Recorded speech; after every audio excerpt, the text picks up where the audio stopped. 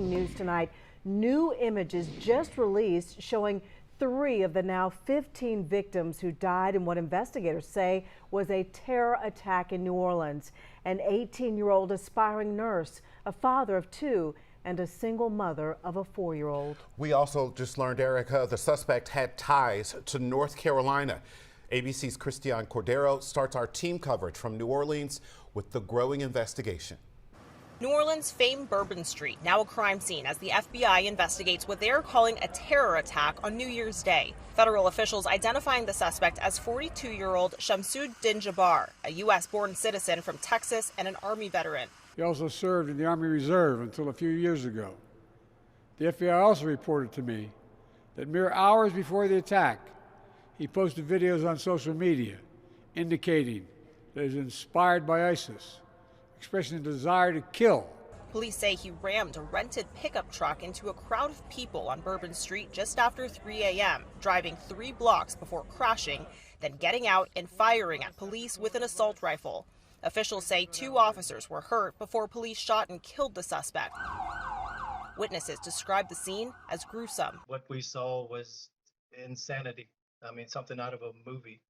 The graphic nature of it, and it was unbelievable. Investigators say they found an ISIS flag, weapons, and improvised explosive devices inside the truck. They're now working to determine whether he had any affiliations with terrorist organizations.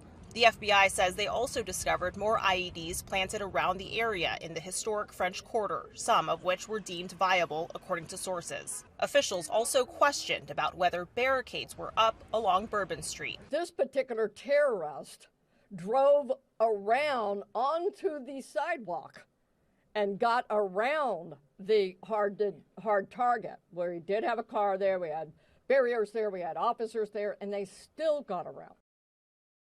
Leading up to the holidays, federal law enforcement agencies had been warning local police around the country that vehicle ramming was a top area of concern and to be prepared for these kinds of incidents. Christian Cordero, ABC News, New Orleans. Now, Channel 9's veteran crime reporter Glenn Counts dug into the suspect's history and learned he actually spent time in Fayetteville, North Carolina. Now, we don't know how long Jabbar lived in the Fayetteville area, but he got a divorce here at the Cumberland County Courthouse back in 2013. I'm born and raised in Beaumont, Texas, and now live in Houston. This is a video of the suspect, Shamsuddin Jabbar, talking about his background. In his past, he apparently spent some time in North Carolina.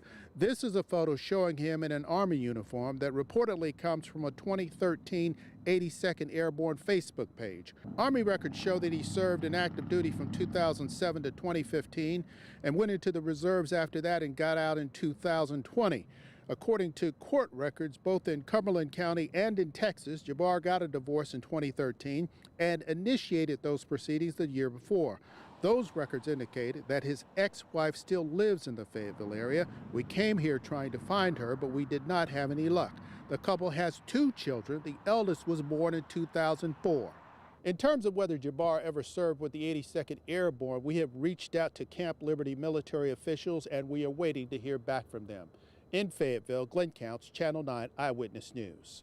And you can count on us to continue to follow this story overnight as it develops.